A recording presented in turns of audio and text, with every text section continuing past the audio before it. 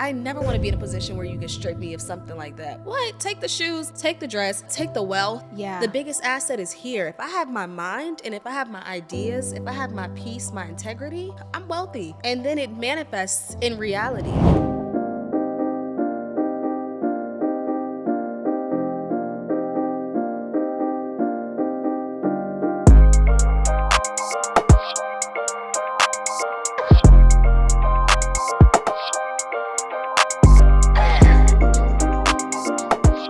Welcome back to another episode of Women of TmrO. If you are new here, thanks so much for stopping and checking us out. Women of TmrO is a platform dedicated to women seeking success and longevity.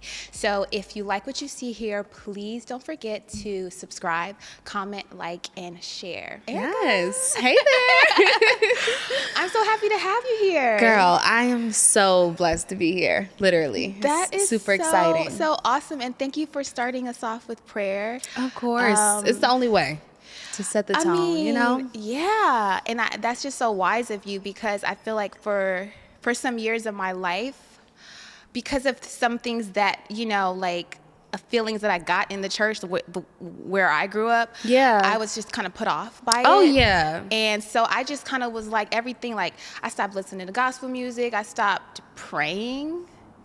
And just in the last year or so, like, I'm like, nah, like no matter what I saw, Yeah. the relationship with God is real. God is real. Yeah. There is, the presence is there. Yeah. Wow. Yeah. I'm so happy that you said that, because I feel like a lot of people that I meet experience like pain and just like agony and weird feelings from people that are in the church, and it just causes like a delay in your relationship with God. And I'm grateful that I kind of started off opposite, that I wasn't necessarily embedded in the church and a pastor's kid, but God was just there with me in a regular day. And then we kind of like grew together. So I'm grateful for that. Yeah. So tell me a little bit about it. Like, I have some questions and I'm gonna get into them. Okay. But I am curious as to, without it being introduced through family or through like church, what was the first experience with God, or like what did you see or hear? So technically I did go to church because my mom is a God-fearing woman. She was praying down. Like anything you needed, she would know of it before you needed it. Wow. In any pregnancy, she would know. So just growing up in that experience and seeing it secondhand, it was great to see her be a woman of faith and just her being so grounded in God. But I would say that because I wasn't like on the choir, I moved pretty often in my life from Brooklyn and born in California. So I didn't necessarily have like a church home for a while. Okay. And so that's why I said that it was really just me and God. And I think the encounter came from some of like the hardest moments in my life, and just realizing that through those hard moments and learning through them and learning the reason why it had to happen on my journey. Yeah. And the only way I could learn was by him speaking to me with kindness and with love as I healed through everything, and speaking to me with patience and gentleness, because otherwise I might have just done what I did in the beginning, which was suppress. I was like, child, I am not feeling this. Yeah. I don't want to feel it. I don't want to feel it. Yeah. But eventually, as I began to open and like soften my heart, he showed up, and we were able to be one and be present together. So I would say in those moments, it's like really when it just showed up, and I was like, hey, all right, you can come sit with me, because I'm going to tell the truth now. Before I was lying. I was okay. Ready. I was acting like I was okay anyways. Wow. So, like I want to dig into the whole suppression thing, but starting off, I want to know, where are you from? You were saying New York, California. Like, where are you from? So I tell people that I'm from Brooklyn, New York. Okay. Brooklyn all day. But I was born in Inglewood, California. I resonate with Brooklyn because I grew up there. But I've also lived in Maryland. I've lived in South Carolina. I've lived in Utah for a few. But I will say that Brooklyn definitely gave me my roots. Okay. Yeah. And California is like the rose that continues to bloom as I go back and visit and just like think about how I grew up. I'm like, oh, like I'm always going to be a Cali girl, but I'm a Brooklyn rose. You give me Cali girl. It's crazy. At the heart. It's people say I'm a Southern belle. It's just I love it all. I feel like I welcome all of it. You're honestly. a chameleon. Yeah, you're a Yeah, Kayla yeah, yeah. in that sense. So you grew up, you moved around growing up, or was this more Yes. like in your adult years when you were growing up? Yeah, growing up, so I was born in California, in Inglewood. I lived there until I was about maybe like 5 or 6 years old. Moved to Brooklyn and lived there for a couple of years, and then eventually went to like middle school in South Carolina. I went to college in Maryland. Shout out to Morgan State. Oh, Shout out to all the nice. HBCUs. Yes. And then like eventually moved a couple other places. So that's kind of how it was like a gradual. People go to college and you move. Yeah. People in my family pursue different careers and moved. Yeah. So that was kind of how it happened. You have lots of love for college. Tell me, like, because I dropped out, and Oh, really? I just was never a school person. Yeah. No, I feel you. I just was never. I think by that time, I started to just be very rebellious of anything that my parents or my sister was doing. And I'm just like, I'm different. I'm not going to do doing it. anything. I'm not doing I am anything. But so many people have so much value that comes from their college experience outside of just the education, but just like the community, the friendships, the things like that. What is something that you love about like your college experience, or just like, during that time? Where do I start? I think the college experience, specifically choosing to go to an HBCU, was super monumental because prior to, unfortunately, growing up in different neighborhoods full of poverty, I just didn't see like people of color doing amazing things at reach. Yeah. I knew my family was bomb. I knew my mother was an outstanding speaker, but there were things that I would see like in the community that just kind of turned me off. So I was gonna go to like a PWI, and then 3 days before college started at Morgan, I had been accepted since my junior year. I had visited the college, and I was like, I just want to go. And I told my mom, and they were like, what?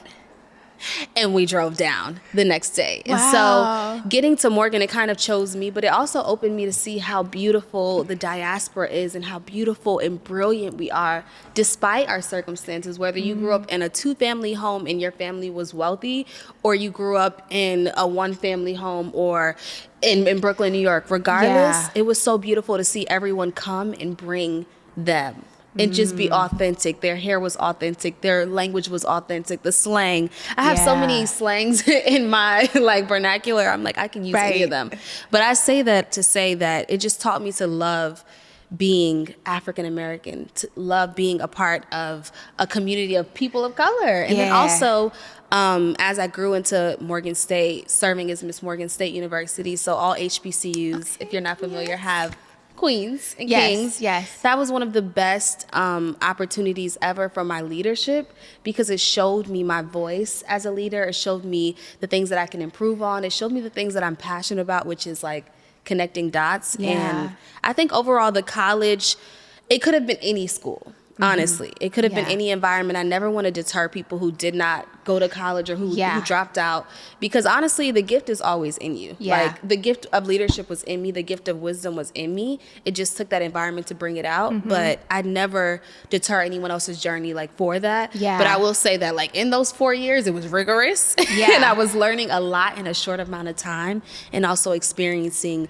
loss. I was experiencing shedding myself, growing into an adult, all on this one campus where I'm also trying to figure out what I want to do in life. So if you could imagine, it was just an incubator of just like growth, I like that word, and constructive criticism and facing reality. Like everyone doesn't look at it like that, and everyone doesn't. I guess because if they don't look at it like that, they're not able to really absorb everything that is there for them. And you were able to do that. In the moment, I didn't. I was, like we talked about earlier, suppressing a lot of things just to kind of like get through. But as I reflected afterwards, I was like, that's why that had to happen. Or that's why, your heart was hardened and then you learned how to forgive people and you chose to do that. Like, that is why you can sit in the mirror and love who you are today, because you reflect on those moments and take the lesson from it and take like the growth from it. And I think that's the biggest thing in like,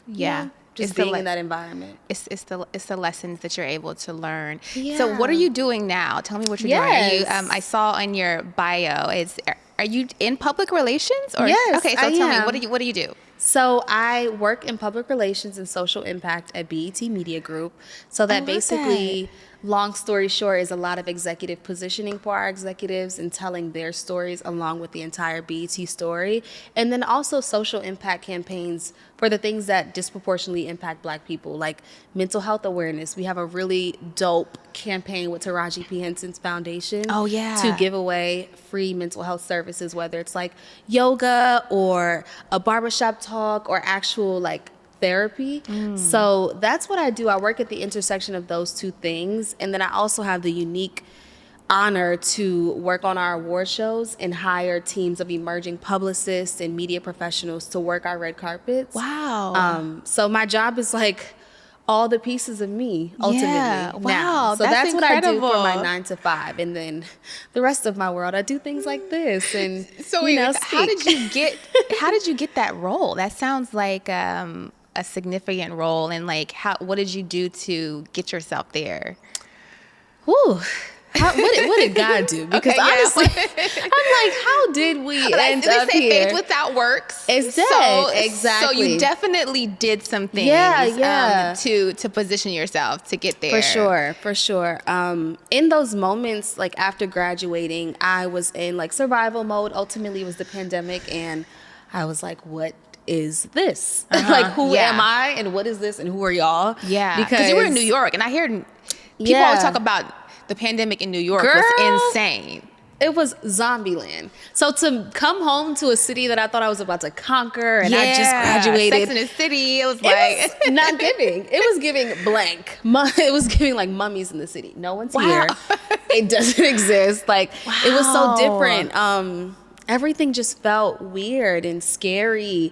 But I actually forgot your question. I was basically asking, what is it that, how'd you get this role? Like, how did you get this prominent role? So I started interning at a couple of places. I was working at a nonprofit. I was working at a global transformation company based in Switzerland, and then working at Columbia University, where I was starting my master's program in their career department services. Those were 3 STEMs that I decided to take at the same time. And then my sister's friend just found a position, and I kind of like found the position as well as an intern at BET in the social impact department. And I knew that I was so passionate about social impact, and so I decided to take that route and go on a win and just take that internship.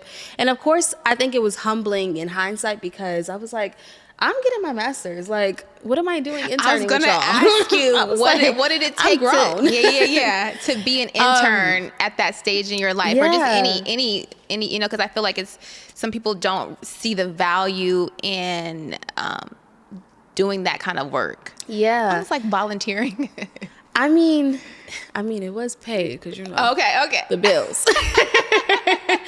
But it was definitely humbling in mindset, because you think that when you graduate or when you do anything after college or after that next level, you envision what your next step will be like. And I wanted the full-time job. I wanted to be a PR girly in the city, grinding with my favorite nonprofit foundation owner who was running things.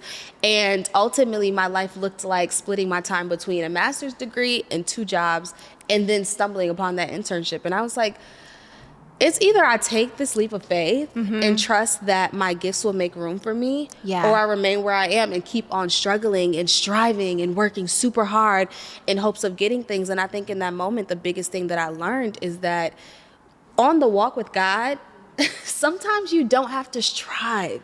I think we talk about hustling and glorify hustling, and I don't honestly believe in that anymore. One thing about me, ambition is sexy.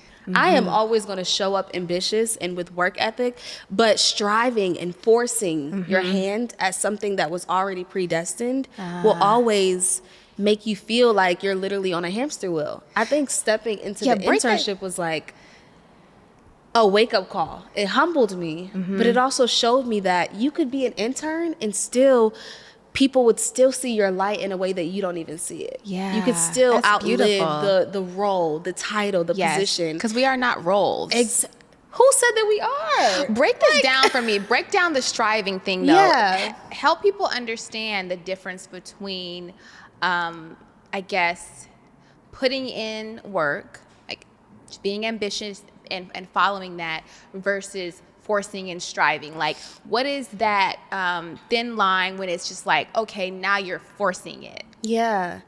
You know, I think the biggest thing is that I was experiencing so much burnout from my own hands. I was just trying so hard to figure things out without inviting God into it. Okay. I was like, I don't understand like what I need to do to make it happen, and so I'm going to try all of them.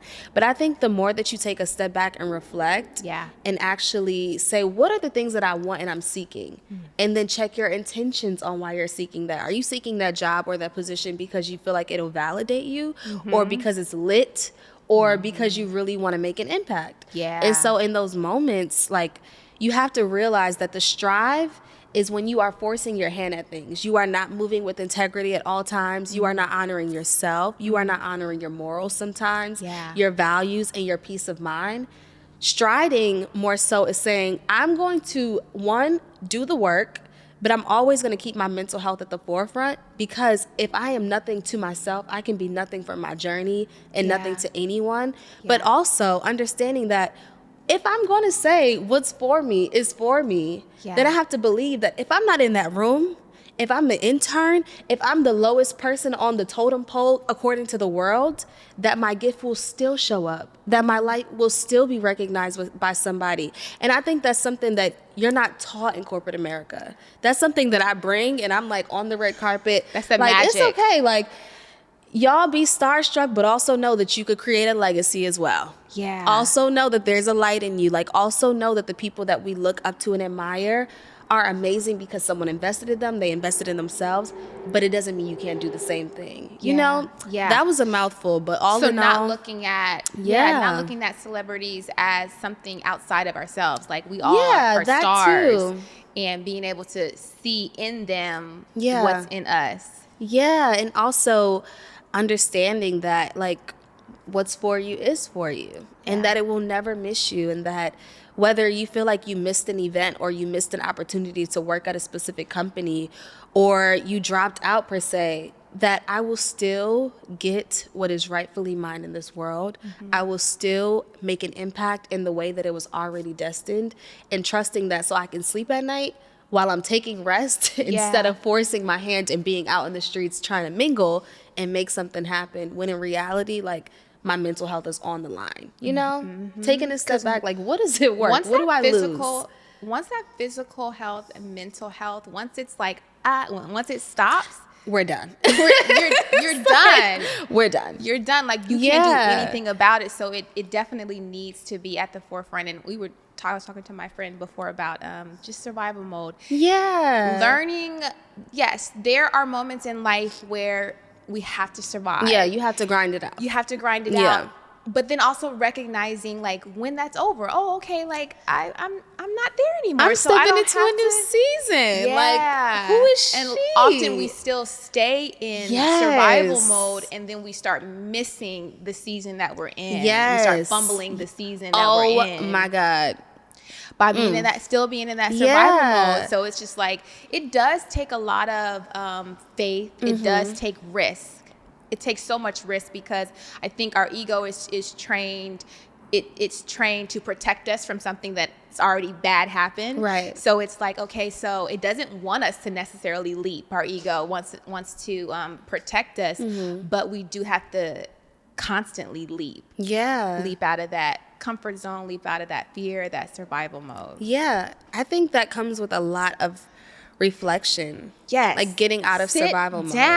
Literally get off the gram and sit down and check in with yourself, because like you said, you'll be operating in a season of abundance, full of everything that you need, and miss it. You'll be self-sabotaging. You'll have the team of your dreams. You'll have the people there that are supporting you, your community. You'll have the access, someone ready to fund you. But because you're so used to surviving, you will self-sabotage all of those things by thinking you don't deserve it, by thinking you're not ready, because you didn't check in with yourself. You didn't take that time to check in. Like, we deserve a check-in. As much as we check in with people on the Shade Room, on Instagram. We're always on our friends. checking in on others and not checking in on ourselves. And it's like thinking about like Christmas. Oh, Santa, I want all these gifts. And then Christmas Day, you're out. Like, exactly. sit down in front of the tree. You got all these gifts. Like, you have all these gifts. That is so good to me. That's so good to me, it's because like sit down and receive. Yeah. You have to. You do have to sit down and receive. And I think and recognize. Like, in gratitude. I think it's almost just, it's like ignorant to just have all these gifts. Or I think about that, like when you mentioned gifts, I thought about like the gifts that we carry, like the gift of connecting people or the gift of just speaking, like all of those things that we oftentimes say we're not ready. Like, I'm not ready for the opportunity. I'm not ready for the opportunity because we feel like we don't have them. But really, you have 3 gifts that are sitting dormant and you're waiting for 6 more. While those 3 begin to dwindle or lose value or get rusty. That burdens my heart. Yeah. Because I've experienced that in myself before. And when I had that moment where I checked myself and I sat down and I just checked in, I was like, oh, you actually I have everything I need. Wow. Like, if there was anything else more that I would have, I wouldn't be able to even handle the things that I have now. Wow. So why not hone in on those things and show up as me today with what I have, and then see what I'm able to carry after I've released what's in my hands. Like, I love that. It'd be really, see that's my thorn. Yeah. You know? Like, a rose and a thorn, that's my thorn. So did something happen in your life where you were sat down, where you were able to learn this lesson of learning how to check in and sit down and reflect and receive and recognize all those things? Several times. Okay. I want to know about like the moments when or something, a moment when you got sat down, because I think that is what we're all going through. Yeah. And we're not always recognizing that, okay, you're being sat down. Life is not, there's a quote that I love, and it says, life is not happening to you, it's happening for you. Yeah. And there is lessons every single day that we can take advantage of if we're willing to look at it like that. So I think that all these things that are happening, it's like we ask God, we ask the universe for these things, and it shows up, and we're over here like, It's like, girl, that was it, but it didn't look like what you thought it was going to. It looked like a lesson that you needed to learn, and then it was going to be on the other side. Exactly. So tell me about like one of those lessons. There are so many. I think the one that was most poignant in my life, in terms of just like really being sat down and having to analyze my identity overall, was just normal, simple. I was doing my master's program at Columbia, and I think the HBCU to Ivy League pipeline when you're graduating is so glorified that I was like, oh, I'm about to go to an Ivy League. The price is up. The price is right. Like, yesterday's price is not today's price. I was really feeling that vibe, and everything was going right. And I was like having the funds to pay for it. And I was actually learning and enjoying. And I think in that moment I had attached my identity to it. And so God was like, sit down. And I was like, oh, because everything was going right. Yeah. Everything looked to be the perfect life that I had envisioned myself. Yeah. And I think that if I didn't have that sit down, I wouldn't have the abundance that is blowing my mind right now, like moments like this. If I would have just stuck on that path of just going to school and doing things right and being a perfect student, as opposed to just being the best me. And in that moment of sitting down, it stripped me of a lot. It stripped me of the identity that I thought I had. And I think that's the biggest thing. Like, I'm currently at a stage in life, even reflecting on that, where I no longer want to worry about what I'm identified as. I think we focus so much on the title and so much on the wealth or whatever it is that we're chasing, that we don't truly give ourselves the fact of the space to be a person that is curious, a person that is adventurous. I am a woman that loves connecting people to themselves. I am a woman that loves to make people feel loved. I'm a woman that loves to bring people something that they never knew they could have. Why would I not describe myself in that way? Why would I limit myself to those small dreams in comparison to God? When I could be living in the full abundance of who I am. And I think in sitting down, though it stripped me of my identity in a way that I was hurt, child, I was tired, I was over it. I was like, I was in my prime. And y'all messing this up for me. But I have to say that in that moment, it helped me to realize that I'm so much more than anything the world will attach to me. And I'm also so much more than what the world can perceive. And when you give yourself the space to just learn who you are and unravel those layers that no one can understand but you and perhaps God, that is when you tap into that like mogul. That is why I call myself EK the Mogul, because in my darkness, I had to see myself in such a way that was so different in comparison to where I was in that level of life. I, in that moment, felt so low and so worthless and so just doubting every thought that came to my mind. Why? I am a speaker. I know that I got a couple things to say because life be doing this thing and I be learning from it. But why would I see myself in that way? Because I attached myself and my identity to things that were fragile. When you attach your identity to one, God who is guiding you, and also your purpose and your layers and your truth, there is nothing that can stop you on that journey, like, you know, and that is what I kind of learned from that moment, that it'll strip you of all these things that are fragile. They're tangible. To show you. I never want to be in a position where you can strip me of something like that. What? Take the shoes, take the dress, take the wealth. The biggest asset is here. If I have my mind and if I have my ideas, if I have my peace, my integrity, I'm wealthy. I love that. And then so it manifests in reality. You know? That's when it goes, pew. It's like please. It's like you further than me. you. I can't even stop. Right. Like, I'm telling you, none of y'all could even get in the way. And I'm not saying it in a cocky way. I'm just saying because I can't even get in my way because I've accepted my fate and who I am. I love the way you broke that down. Please. Because some people might, you know, and we're going to clip this up to be inspirational, but some people might see the clip and, you know, might even be intimidated. But you're speaking to us all. You're speaking to this is the experience. This is the life experience that is available to us all. Girl, the reason I was speaking with someone today about what is the biggest thing that I want to leave with people here, and not to deviate from your question, it just came up, but I realized that I want people to tap into the mogul in them. But I think we have this mogul on such a pedestal that we don't realize that the mogul is just you at your rawest form, committed to being you.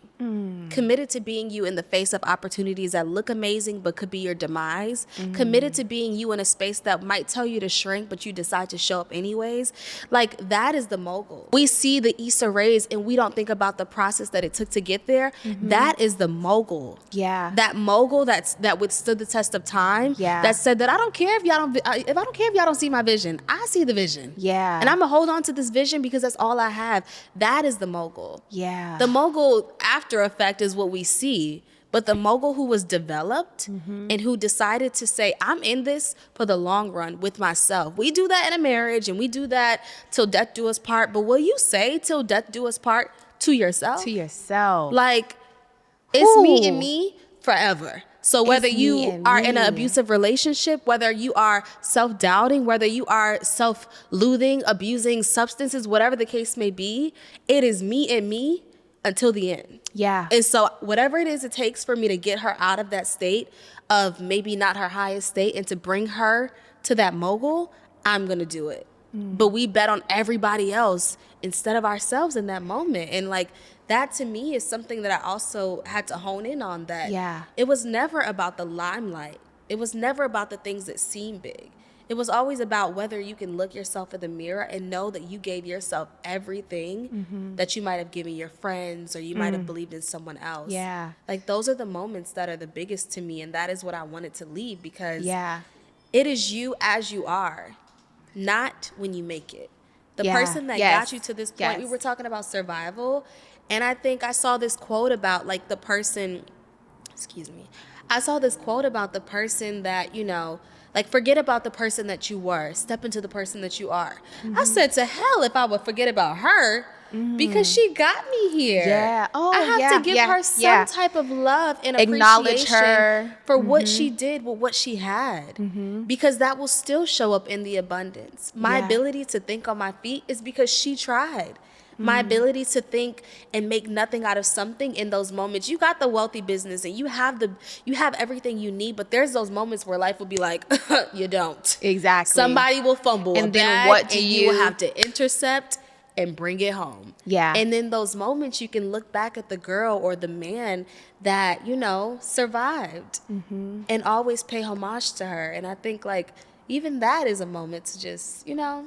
Yeah, relationship to self. Yes. Ooh, now that is just like such a, I mean, it's something that I have, it's been dear to me my whole life, just like navigating what that looks like. Yeah. 'Cause it's deep. It is the is. deepest thing that we will ever experience. Right. Because we're so used to, advocating for others. Right. We're so used to making sure that we show others love and not being selfish and things like that. Yeah. One of the things that I started to do recently is just when I listen to love songs, I think of myself. Oh, girl!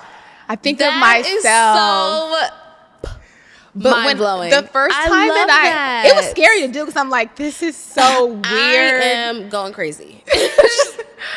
I was just like, this is so weird. Like, no, I don't want to think about myself. Like, ugh.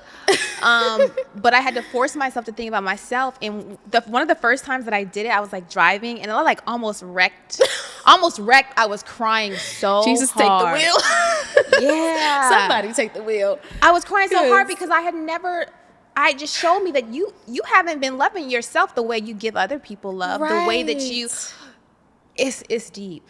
It's just really deep. It is beautiful. Yeah, in a way that is not pretty, but beautiful. Yeah, it's like, not pretty, but it's beautiful. I took the time out for me. How sweet. Yeah. Like everything that you want someone to be to you. Yeah. Like giving yourself that. I'm going to steal that. You got to try it. What's my first love song that I need to sing to myself? I'm like, I feel like you got to go. You're going to have to go back because right now it's not a lot of love songs that are like really out. I'm like, okay. It's not, I'm going to start with Your Mama it's not SZA. It's. I feel like it's not SZA. No shade to SZA because we love it. No. I'm going to listen to them down. But like, what was the song that honestly it was a Janae Aoki song that I was listening to. What was the song? She loves On Herself Down. The song was I think it was New Balance. Okay. There's a song called New Balance, and basically it talks about she's talking about someone that she's met and fallen in love with, and that it was just a new fresh what do they call it? Like a fresh fire, fresh feeling? No. What is it called? Breath of fresh air. Breath of fresh air. Oh, God. Yes, that's what it was. That's what she was kind of describing it as. And she's like, it's like, this is the love that I waited for. And it's everything that I ever wanted. Oh, my God. And so I'm like, okay, in this moment, wow, like, we never can put our finger on another person. We never can control them. We never know what's going to happen. Say that again. You never.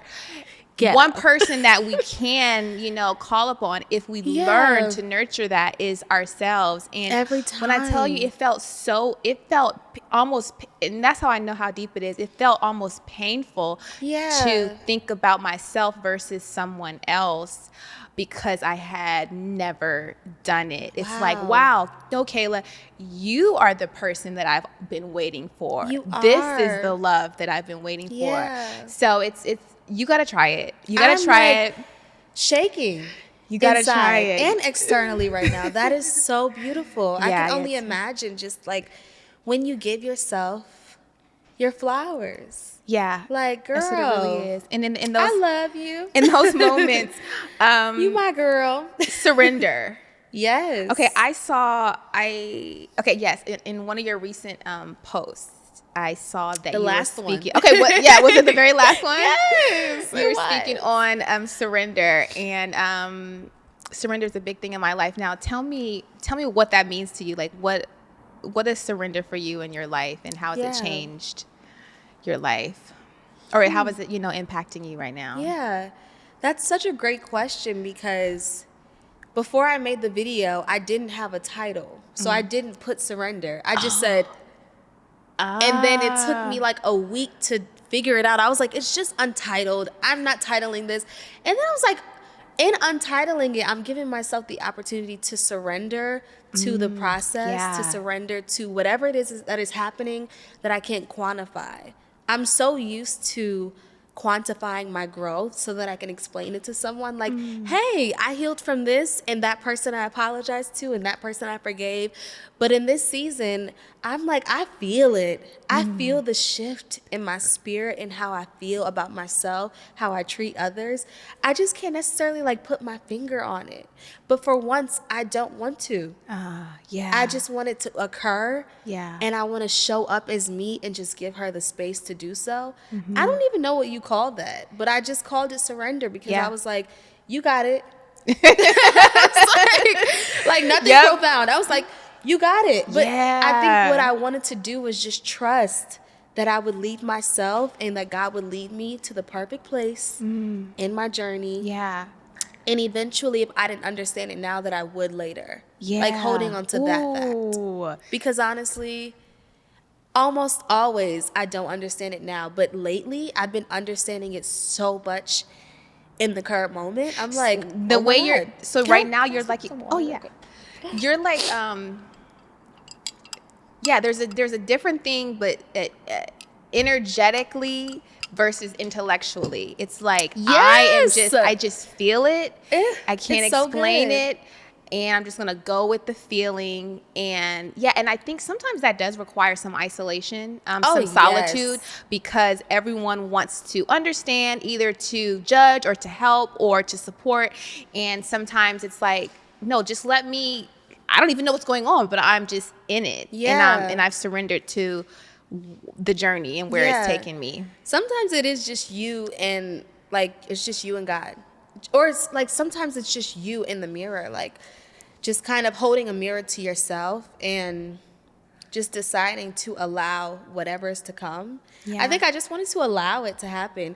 And I also think that a lot of us, especially creatives, or those who were more logical and then transferred to being a creative. I am that. Okay. I grew up very logical, a student of the game. If you told me how to do it, I would do it precisely. I grew up singing classical music. You told me what note to hit, I hit it. Yes, girl.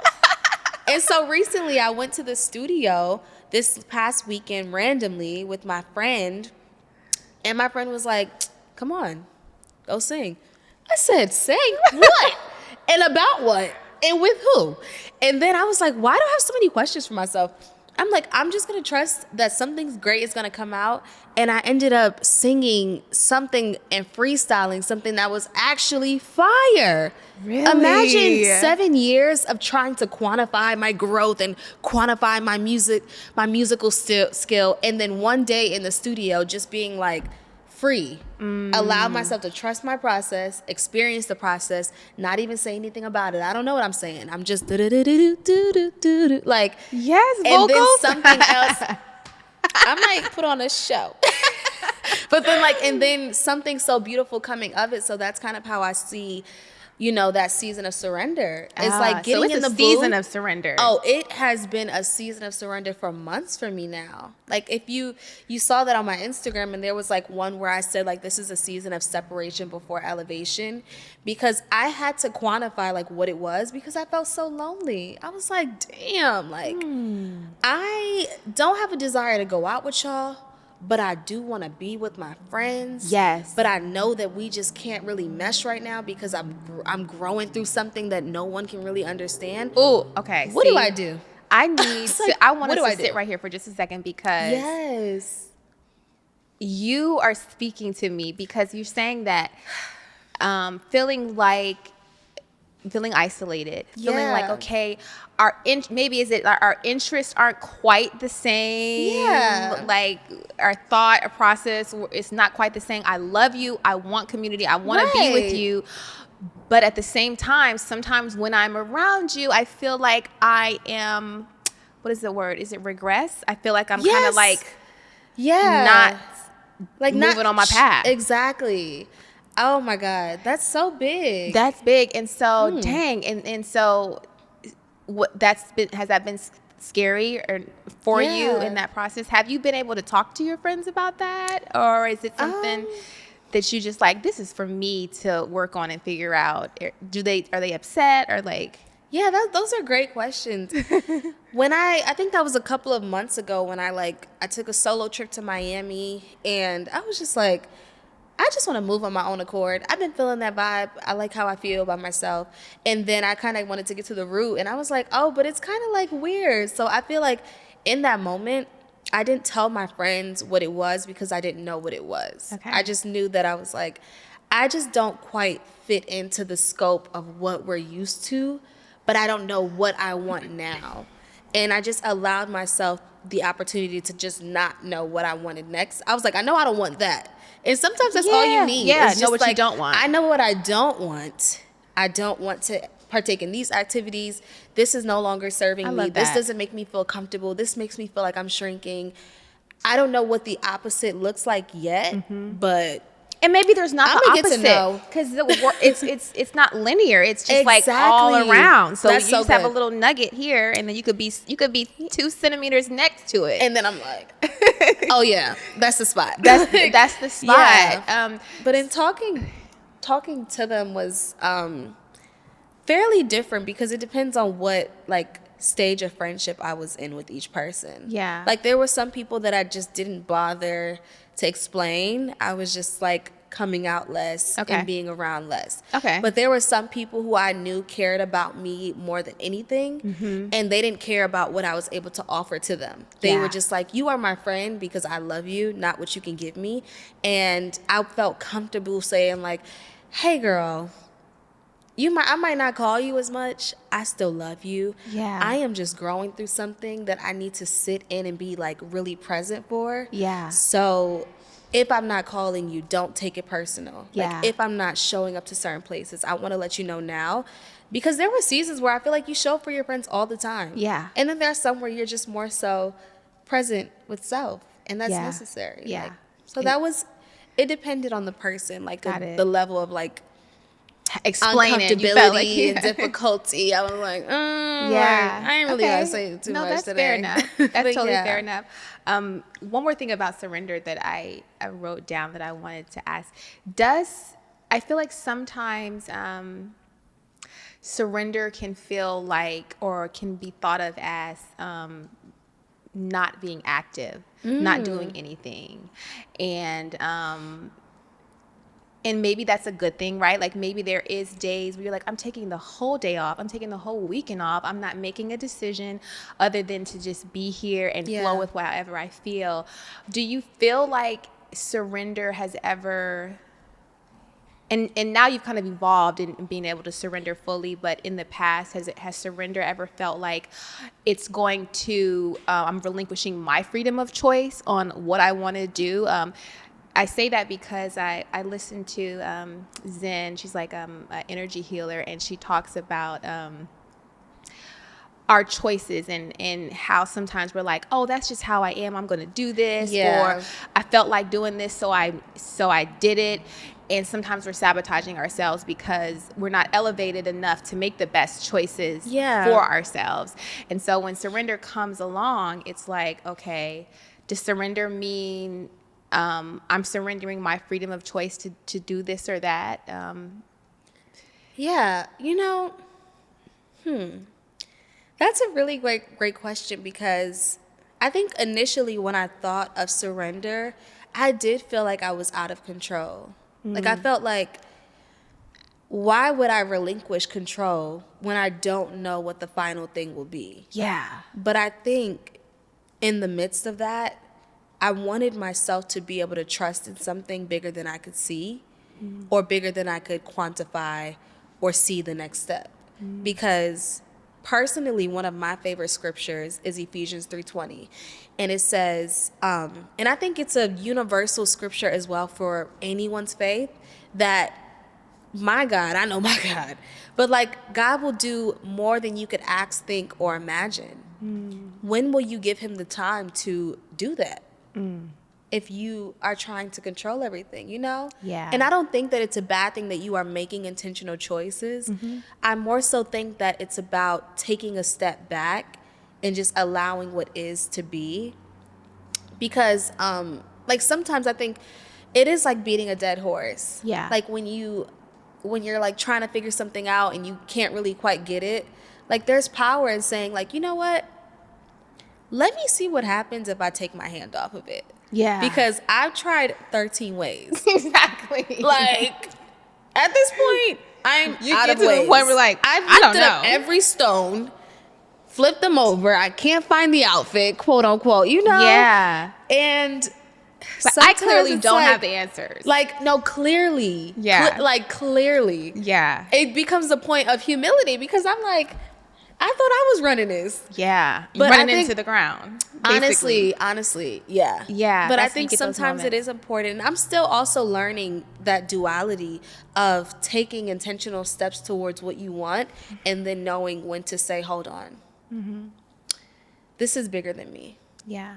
What someone is orchestrating right now would not really compare to what's to come. And I don't want to get in the way of what's to come. Yeah. Because of my mind and how my goals are set up. You know, like we have goals and we have plans, but they're based on our experience, what we see, and our ceiling. Yes. Even if we break this glass ceiling, we put another one. Yeah. And then we break that. Like, Yeah. what does it look like for you to not have any and then to explore a new sky, a new moon? Yeah. You know, figuratively. Yeah. What does that look like until you surrender and like allow that? But I think it's definitely the ebb and flow of making intentional decisions and then being like, we're out of them. Yeah. Like, I'm out of it.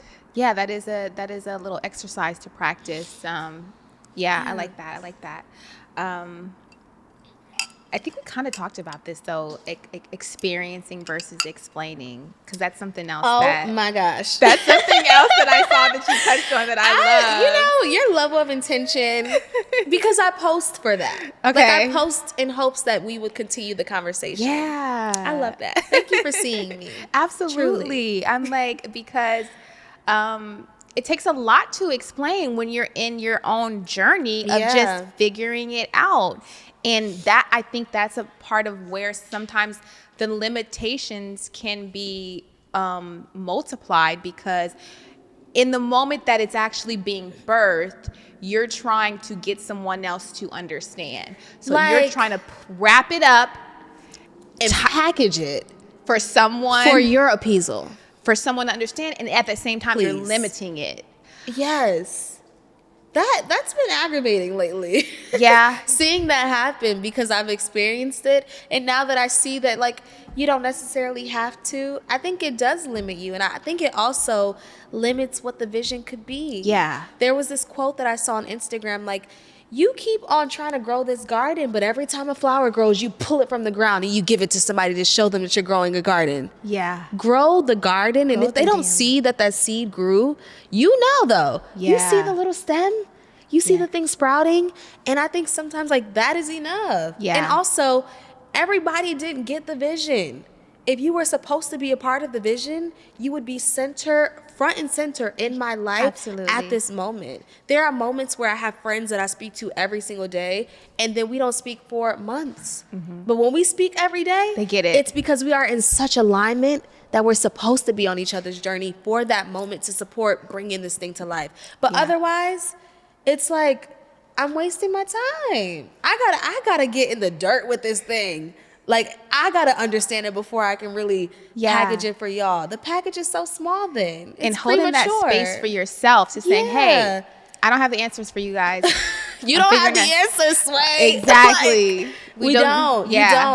You We don't. don't. And neither do I yet. But Yeah. until I get it, And let the me figure it answers- out. I mean, this is all creation, right? Like, Yeah. we've named it business. We've named it PR, we've named it so many things, Yeah. but it's creation. Like we're all creating something for it to be interpreted as Yeah. art, however it's meant to. So I think, we all have to be intentional. We all have to focus on our gut, getting familiar with your gut, getting familiar with your intuition, so that, because it's going to be the North Star for you, but the more you avoid trusting it, because it's like, for me, like with intuition, it's like, oh, I don't want to mess up. When you make a decision based off your intuition, then whatever happens, you can learn, okay, I felt this way and it turned out this way. Let me do it a different next time.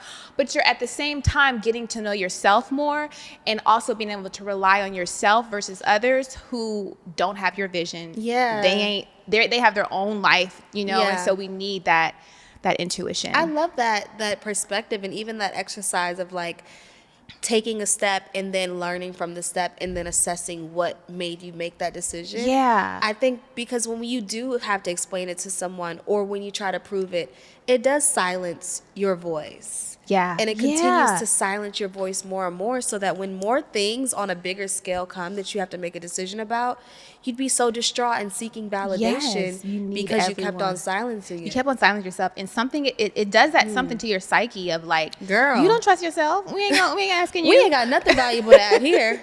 Like, who said that? You. Yeah, your really. patterns built that belief over time. Yes, even though you're not saying I don't trust you, Kayla.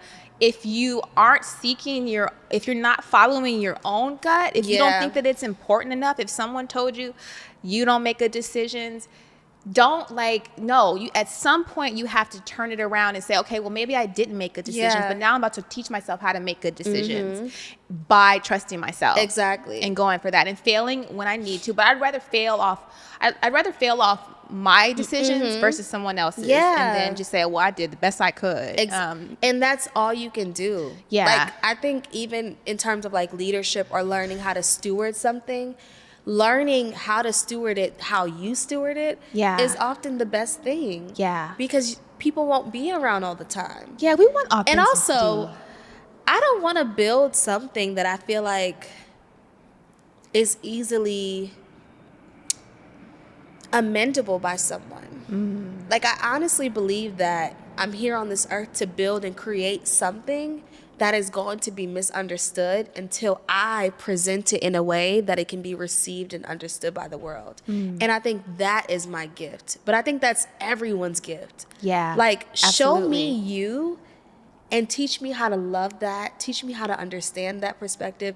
Open the world up to what that is. Otherwise, we're striving to be the best version of someone else and silencing the best version of us, Yes. And then that's why we have of us. No, not half of us. Majority of us are struggling tremendously on an emotional level, behind the scenes. Back to what you said about suppressing.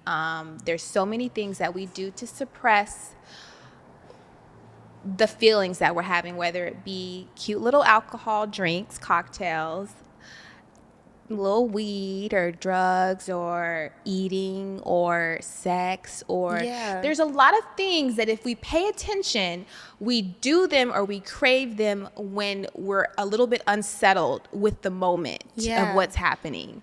And sitting in those moments allow you to just really get to know yourself. And it's just it's one of the scariest things because we're not taught really to do that. Right. But it's the way that we can get to a place of longevity, long term. We think about long term in the decisions that you want to make. Yeah. And like those patterns, and I have nothing to add. That was so profound. We're just over here clicking. Girl, like, because you're speaking my language. It's so true. For sure. And I resonate with all those things that you mentioned. And in hindsight, I see that they were all a method of suppression. Yeah. And I'm grateful to see it now, because when they show up now, I'm like, because it's not judgment. Why am I doing this so much? And it's what I love that you said. It's not judgment. It's not like judgment. Growing with grace. Exactly. It's like I'm speaking this stuff because I've acknowledged it in myself. What I have done, what I still do. But I'm at a place where I can admit that I know what I'm doing. I'm Yeah. not lying to myself anymore. Like, girl, you know you're doing that because you're feeling a little stressed or you're feeling this. And like, I just at the point where I no longer want to use those external things to Like to to be cope. okay. Yeah. To Yeah. be okay. That's so big. So, but that's just me because, I get a little deep. No, sometimes. I feel that, girl. No, I resonate with that completely. Because same. Yeah. And I love that you said, like, that you're mentioning it because you're in it now. Yeah. And that you're no longer, like, lying to yourself, because that is another form of suppression. It's just another layer of, like, okay, I'm going to lie to myself and be numb, or I'm going to face the facts, but I'm not totally there yet to change what I am, what I know I can change. I think in that moment is the moment of the biggest grace that you give yourself. Yes. When you know better, but it's in between knowing better and doing better, and having to commit to that process, because I've done this pattern for 20, 30, 40 years. Yeah. So there's no way that it can happen overnight, but I know that she can be better. I'm just going to give her the space to, to wiggle through it, give to her get some through wiggle it, room. to maybe backslide and then come back stronger. Backslide. But I'm with you, girl. Backsliding is a part of the process. Let's just be clear. Please. Let's just be clear. It's like, where's our cameras? Yeah. It is. It will happen. It will happen. And you will I would hope that you would give yourself the grace enough to say, like, I see you, girl. Because you only backslid because you tried. Yes. And the trying is what I'm going to honor. So we're going to try again. Yes. Let's continue to even try when again. I went to my chiropractor, he was telling me that that's even the healing process of the bones. It's like the healing process is not straight up. It's and then finally you start going straight up. Yeah. So if your bones do that innately, then just Exactly. know that it's okay. Just know you're normal. to backslide. We're normal. Okay, here. I'm running out of time. In the workplace, Yes. do you have triggers in the workplace? Yes. Okay, I want to Yeah. know about. Do you have what are a couple of your triggers, or one of your triggers that I guess is when I think of triggers, it's just things that take me out of alignment of where I am, what I've been focused on doing, where I am. Maybe I'm in a really good, positive space, and then there's a trigger that happens that kind of shakes that alignment. Yeah. Do you experience that in the workplace, just being around so many different people, or things that are stereotypical in the workplace, or things like that? That's an interesting question. I would say the triggers that I experience are like how people deal with conflict resolution. Okay. Is super big for me, and it helped me to learn about my attachment style and what that looks like and how I face conflict or the lack thereof. So I think when I notice like passive aggressiveness, Okay. that triggers me. It does. Because I think like growing up in just in my life, it was always difficult for me to verbalize my emotions, but I could cry them out. That was so easy until I learned how to speak my emotions, and so then I felt empowered to do so. Yeah. And I think when I see like passive aggressiveness, I realize that there's no trust there. There's no trust that you can tell me how you feel and that I will honor it.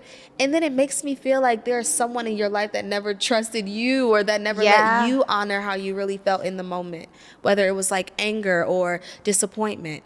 So those are some things that trigger me, because I'm dang, like, we probably can't resolve this right now because this is not therapy. Right. So I probably can't teach you that lesson. Yeah. So I have to like kind of deal with how you work, and then adjust the way I work and the way I live ultimately. And it just brings me discomfort, honestly, like passive aggressiveness, gossiping and stuff like that. Yeah. It's like, I came here to do the real work. To do the work. To do impact. With like good energy. You know? Yeah. And with intention. Yeah. You know? And why not like create a safe space that is open for you to grow? It's a professional environment where I think you're not only growing professionally, me learning about my attachment styles in love in comparison to me learning about my attachment styles in conflict in the workplace were synonymous. They were one and the same. That was interesting that you brought up your attachment style, but it kind of just goes through all relationships. Yeah, exactly. It's so hand in hand, but I think like not having the space or trust to do that makes me feel really uncomfortable. That's why I'm grateful for some of the teams that I've worked on,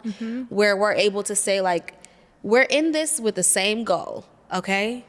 We're all here, same goal, okay? Just do the work, Yeah. do it well, do your best. Yeah. But also give each other the respect to communicate how you really feel, so no one is like walking on eggshells and tiptoeing, because I it's don't like when I see that, that. it's like, oh, are you doing that in your other life too? Like, are Yeah. you doing that in your 5 to whatever? Yeah. Like during your 9 to 5, this is what you do. Yeah. I would hope that's not how you feel. And then it makes me want to go deeper with that person. And I'm like, I probably this can't is do that right now. This is an interesting question, but I'm just wondering, do you Yeah. feel the need to like code switch at work? Like, okay, it's yes. DT, but do you feel the need to be, you can't be like, or you have to be like, okay, this is like, do you do that? Yeah. Okay. I mean, it's not, I don't think it's like a big code switch, but It's just, I you work like to set with the tone. executives. Okay. It's very different than the brand creative team that will work on creative projects. Of course, they're very professional, but they're also able to be super creative and like open with their expressions. Got it. I work with executives and a lot of leading partners of different companies. So I definitely sometimes can't be like, yo, what up? Yeah. Like, I'm from Brooklyn. What's good? Like, I got to keep it cute. You know, I can't. Yeah. You know? Yeah. But I think like that's natural, but I Right. don't like the code switching where it's like you're a whole different person. Whole different person. Please. Yes. Please. Yeah. I don't like that.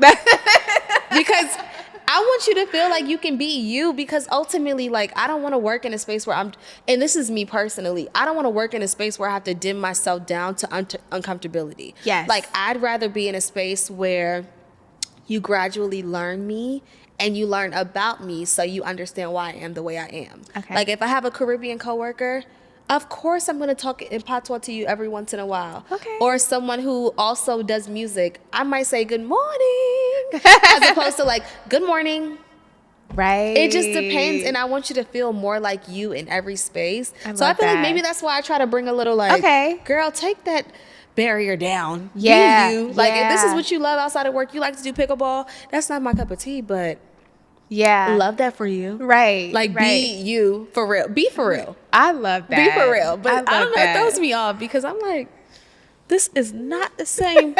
But you know what? It's an Achilles heel because some people say that when they meet me, they expect something different, or they expect a more like stern and like, I think it might be the mogul. And I'm like, child, I'm talking about the messy mogul, the in the making. Yeah. Like, I'm talking about that part. This part is all of me. All of I me, love it. always, I'm so anytime. because you brought your full self here today, and I'm so Period. honored. Like, Girl, truly, I'm grateful that y'all truly. created this safe space. I had to, you It know, feels safe. Okay, good.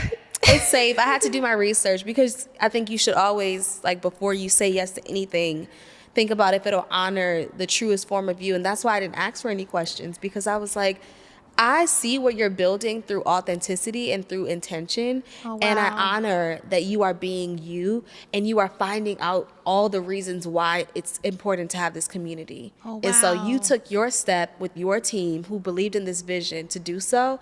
And I wanted to honor you by showing up as my full self to show you that I believe in this. Oh, And like, I wow. want this to continue to skyrocket as it Oh, is, wow. like Godspeed. But also it's important to have women affirming women as they are in whatever stage they are in life, because like, I love Yeah. you today, tomorrow, and the next day as you are. And I think that this is what that space brings. It brings like, you got it, girl. Joy, are we crying? I got you, girl, forever and ever, in every stage. And I love I that love because I it. value that in everyone that I meet. I'll meet Yeah. you, you know, as the intern, and know that you'll be the CEO of Rock Nation one day. Please. Yeah.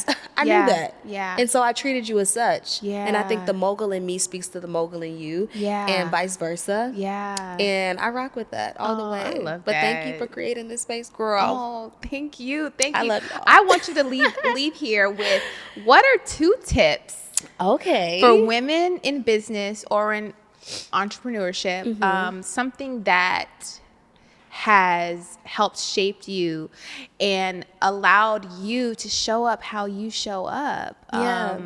Leave the ladies with something. Wow. I mean, something more, because you already done so much, but just something Okay. that is, that just like rings true, that they can just like remember for Yeah. themselves. And take your time. 'Cause we can clip out all the extra. Okay, bet. Please, I gotta catch my breath. We can clip out all the extra. Just to say, I have been dealing with an allergic reaction to a dog right now. I'm allergic to a dog, and I was with my friend with the dog, and I was like wheezing before I got here, and I was like, Are you seem I'm okay? I'm okay, but it's like it's more difficult to breathe. But I'm like, hold on, am I talking? Are we talking? I'm like, I'm having a great time. I'm not nervous. Like I'm feeling the vibes, but I'm like, whew, because of like that, you know. Yeah. But I'm allergic to cats, not dogs. I was like, That's so funny. okay, let me get back into mode. Speaking of code switch. You're totally fine. Yeah, I do. So I would say two things that ring true for any woman entrepreneur in general is to always be in the business of integrity. Whatever it is that is most true to who you are and your morals and your values and the things that you care about and you're passionate about, seek those things at all costs. And secondly, always be in the business of pivoting. I don't care what is happening. I'm lying. I do care a lot. But I don't care about the wait in between of the pivot. Okay. I want you to choose to pivot. I want you to dare to believe in yourself enough to know that no matter the circumstance and what happens, that pivot will always serve you because you're able and capable. You're enough. You're worthy. You're worthy of shifting. And you're capable of shifting the tone at any point. Yeah. Because the gift is in you. It's never on you. Yes. It's in. And it's always going to be within. I love that. Always. That's beautiful. That's yes. a word because Those are we mine. can kind of get stuck. Thank you so much. I want to look at there and tell the people where they can find you. Yes. So it's your girl, EK the Mogul, and I just had the best time with Kayla on Women of TmrO. You can find me on Instagram, Twitter, Facebook, LinkedIn, Erica Knox, ERICA, KNOX, or EK the Mogul. And be sure to follow my community, Made the Cut Collective, exclusive for moguls in the making, on Instagram, Twitter, and Facebook. Yay! That was it. See you guys next time.